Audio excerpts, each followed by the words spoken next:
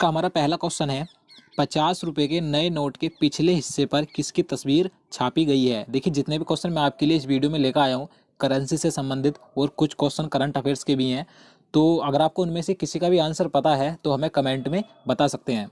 तो यहाँ पे इसका राइट आंसर ऑप्शन बी हो जाएगा, हम्पी। आपको ध्यान रखना है जो इस समय पर नया नोट आया हुआ है 50 रुपए का, उसके पिछले हिस्से पर हम्पी की तस्वीर छपी है। अब आपको ध्यान रखना है कि हम्पी क्या है। देखिए जो हिस्ट्री में विजयनगर साम्राज्य था तो उसकी राजधानी हुआ करती थी हम्पी। और अगर हम बात करें कि हम्पी वर्तमान में कहाँ पर है तो आपको ध्यान रखना है ये कर्नाटक राज्य में स्थित है। और देखिए आपको यहाँ से एक पॉइंट और ध्यान रखना है, जो इस समय पर 50 रुपए का नया नोट है इसका आकार यानी कि इसकी लंबाई चौड़ाई कितनी है, आपको ये भी ध्यान रखनी है। अगर हम बात करें इसकी चौड़ाई की तो 66 मिलीमीटर इसकी चौड़ाई है। और अगर हम बात करें इसकी लंबाई की तो 135 मिलीमीटर इसकी लंबाई है। तो आपको ध्यान रखना है ये मिलीमीटर में है। चलिए नेक्स्ट क्वेश्चन देखते हैं। क्वेश्चन नंबर 2 है, 100 रुपए के नए नोट पर पीछे की ओर किसकी आकृति छपी है। देखिए इससे पहले क्वेश्चन में हम बात कर चुके हैं 50 रुपए के नोट की, तो उस पर हम्पी की तस्वीर है। इस क्वेश्चन में 100 रुपए के नोट पर बताना है किसकी आकृति छपी है। तो इसका राइट आंसर ऑप्शन डी हो जाएगा, रानी की बाब। देखिए आपको ध्यान रखना है जो रानी की बाब है ये गुजरात के पाटन में स्थित है। तो 100 रुपए के नए नोट के पीछे रानी की बाब का चित्र अंकित है, तो आपको ध्यान रखना है। और देखिए अगर हम बात करें इसकी लंबाई चौड़ाई की तो 100 रुपए के नए नोट की जो चौड़ाई है 66 मिलीमीटर ही इसकी चौड़ाई है। और इसकी जो लंबाई है 142 मिलीमीटर इसकी लंबाई है। तो आपको ध्यान रखना है। तो चलिए नेक्स्ट क्वेश्चन देखते हैं।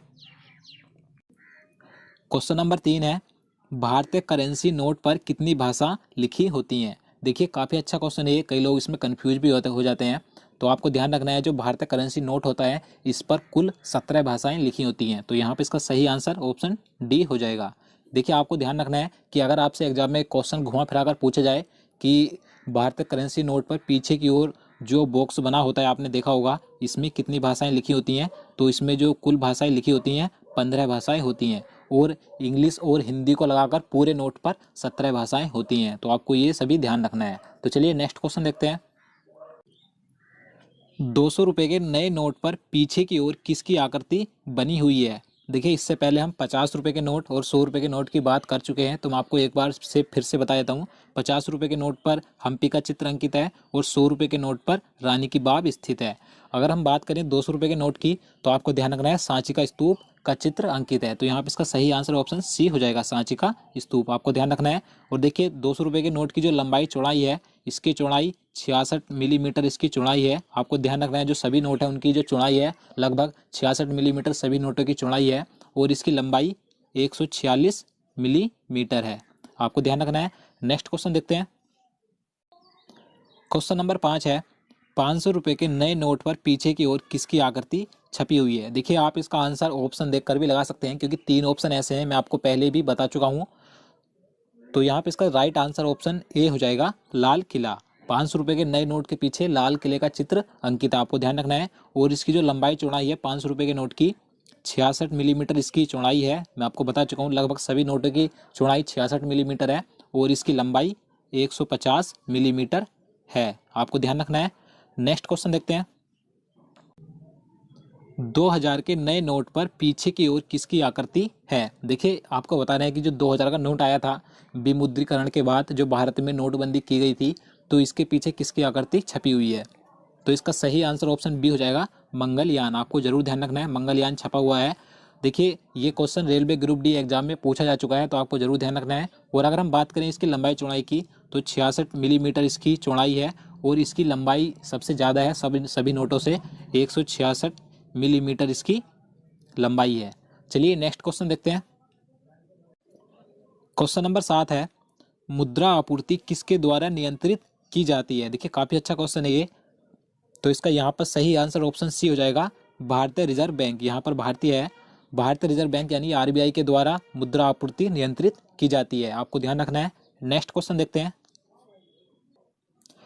भारत में नेशनल स्टॉक एक्सचेंज का मुख्यालय कहाँ स्थित है। देखिए ये क्वेश्चन भी काफ़ी महत्वपूर्ण है क्योंकि ये क्वेश्चन भी एग्जाम में कई बार पूछा जाता है, तो आपको पता है तो आप इसका आंसर लगा सकते हैं।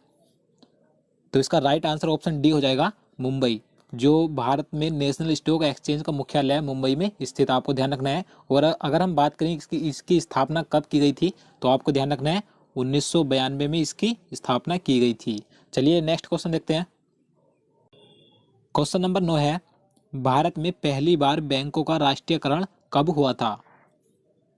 तो इसका राइट आंसर ऑप्शन बी हो जाएगा 1969। आपको ध्यान रखना है 19 जुलाई 1969 को भारत में पहली बार बैंकों का राष्ट्रीयकरण किया गया था, और पहली बार 14 बैंकों का राष्ट्रीयकरण किया गया था। आपको ध्यान रखना है। नेक्स्ट क्वेश्चन देखते हैं। क्वेश्चन नंबर 10 है, वर्तमान में आरबीआई के नए गवर्नर कौन है? देखिए ये क्वेश्चन मैं आपको पहले भी करंट अफेयर्स के माध्यम से बता चुका हूं, तो आपको पता होगा। तो इसका राइट आंसर ऑप्शन बी हो जाएगा शक्तिकांत दास। ये आरबीआई के नए गवर्नर बने हैं वर्तमान में, आपको जरूर ध्यान रखना है। नेक्स्ट क्वेश्चन देखते हैं। वर्तमान में भारत में कुल कितने उच्च न्यायालय हैं?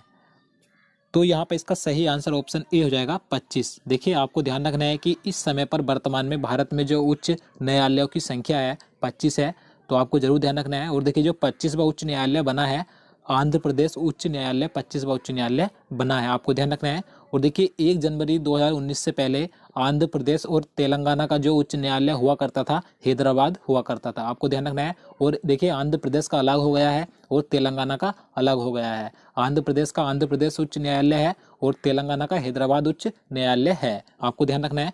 और देखिए जो आंध्र प्रदेश के मुख्य न्यायाधीश बनाए गए हैं CB प्रवीण कुमार हैं, और तेलंगाना के मुख्य न्यायाधीश B राधाकृष्णन हैं। और देखिए आंध्र प्रदेश की राजधानी अमरावती है और तेलंगाना की राजधानी हैदराबाद है। आपको ये सभी बातें ध्यान रखनी है। चलिए नेक्स्ट क्वेश्चन देखते हैं। क्वेश्चन नंबर 12 है, केंद्रीय सूचना आयोग के नए मुख्य सूचना आयुक्त कौन बने हैं? देखिए काफी महत्वपूर्ण क्वेश्चन है, करंट अफेयर्स का क्वेश्चन है। तो यहाँ पे इसका सही आंसर ऑप्शन बी हो जाएगा सुधीर भार्गव। ये नए सूचना आयुक्त बने हैं, आपको जरूर ध्यान रखना है। और देखिए इन्होंने किसका स्थान लिया है, आपको ध्यान रखना है RK माथुर का इन्होंने स्थान लिया है। और इन्हें जो शपथ दिलाई गई है राष्ट्रपति रामनाथ कोविंद जी के द्वारा इन्हें शपथ दिलाई गई है, आपको ध्यान रखना है। नेक्स्ट क्वेश्चन देखते हैं। भारत द्वारा G20 शिखर सम्मेलन का आयोजन किस वर्ष किया जाएगा? तो इसका राइट आंसर ऑप्शन डी हो जाएगा 2022। देखिए 2022 में भारत में G20 शिखर सम्मेलन का आयोजन किया जाएगा, आपको जरूर ध्यान रखना है। और देखिए अगर हम बात करें 2018 की, कि 2018 में कहाँ पर किया गया था, आपको ध्यान रखना है ब्यूनस आयर्स में किया गया था, अर्जेंटीना की राजधानी में। चलिए नेक्स्ट क्वेश्चन देखते हैं। क्वेश्चन नंबर 14 है, 2019 में गणतंत्र दिवस समारोह में भारत के मुख्य अतिथि कौन होंगे? तो इसका राइट आंसर ऑप्शन ए हो जाएगा दक्षिण अफ्रीका के राष्ट्रपति। आपको ध्यान रखना है 2019 में गणतंत्र दिवस यानी कि 26 जनवरी को जो भारत के मुख्य अतिथि होंगे दक्षिण अफ्रीका के राष्ट्रपति होंगे, जिनका नाम सिरिल रामाफोसा है, आपको ध्यान रखना है। नेक्स्ट क्वेश्चन देखते हैं। हाल ही में ओपेक की 175वीं बैठक कहाँ संपन्न हुई? तो यहाँ पर इसका राइट आंसर ऑप्शन डी हो जाएगा ऑस्ट्रिया। देखिए अभी हाल ही में ऑस्ट्रिया देश में ओपेक की 175वीं बैठक संपन्न हुई है, आपको ध्यान रखना है। देखिए आप सोच रहे होंगे कि ओपेक क्या है, मैं आपको इसके बारे में बता देता हूँ। देखिए जो ओपेक है, मैं यहाँ पर लिख देता हूँ OPEC, ओपेक। इसकी जो पूरी फुल फॉर्म होती है organisation of the petroleum exporting countries, आपको ध्यान रखना है। यानी कि पेट्रोलियम निर्यातक देशों का एक संगठन है ओपेक। इसमें 15 देश शामिल हैं इस संगठन में, आपको ध्यान रखना है। और देखिए इसका जो मुख्यालय स्थित है वियना में, इसका मुख्यालय स्थित है, आपको ध्यान रखना है। तो चलिए नेक्स्ट क्वेश्चन देखते हैं।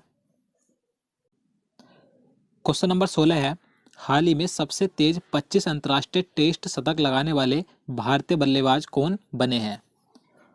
तो इसका राइट आंसर ऑप्शन बी हो जाएगा विराट कोहली। देखिए भारत की ओर से अंतर्राष्ट्रीय टेस्ट क्रिकेट में सबसे तेज 25 शतक लगाने वाले खिलाड़ी विराट कोहली बन गए हैं, आपको ध्यान रखना है। और देखिए अगर हम बात करें भारत की ओर से दूसरे नंबर पर कौन से खिलाड़ी हैं, आपको ध्यान रखना है सचिन तेंदुलकर हैं, जिन्होंने 130 पारियों में 25 शतक लगाए थे। और विराट कोहली ने सिर्फ 127 पारी में 25 शतक लगाए हैं, आपको ध्यान रखना है। और देखिए अगर हम बात करें पूरे विश्व में कि पहले स्थान पर कौन है, तो आपको ध्यान रखना है ऑस्ट्रेलिया के सर ब्रैडमैन थे, जिन्होंने 68 पारियों में 25 शतक लगाए थे। चलिए नेक्स्ट क्वेश्चन देखते हैं। पशुओं के अधिकार के लिए लड़ने वाले संगठन पेटा इंडिया ने किसे पर्सन ऑफ द ईयर 2018 चुना है? तो इसका राइट आंसर ऑप्शन बी हो जाएगा सोनम कपूर। देखिए आपको ध्यान रखना है ये एक संगठन है पेटा इंडिया, ये पशुओं के अधिकार के लड़ने के लिए प्रत्येक वर्ष किसी व्यक्ति को चुनता है, तो 2018 में चुना गया है सोनम कपूर को, आपको ध्यान रखना है। और देखिए अगर हम बात करें 2017 की, तो 2017 में अनुष्का शर्मा को चुना गया था, तो आपको ये सभी ध्यान रखना है। नेक्स्ट क्वेश्चन देखते हैं। क्वेश्चन नंबर 18 है, प्रधानमंत्री नरेंद्र मोदी जी ने किस राज्य में देश के सबसे लंबे रेल रोड पुल बोगीबील का उद्घाटन किया? देखिए काफी महत्वपूर्ण क्वेश्चन है ये भी।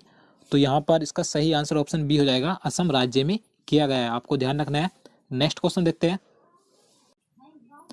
राष्ट्रीय उपभोक्ता दिवस 2018 का विषय क्या था? तो देखिए सबसे पहले आपको पता होना चाहिए राष्ट्रीय उपभोक्ता दिवस कब मनाया जाता है। तो आपको ध्यान रखना है प्रत्येक वर्ष 24 दिसंबर को राष्ट्रीय उपभोक्ता दिवस मनाया जाता है।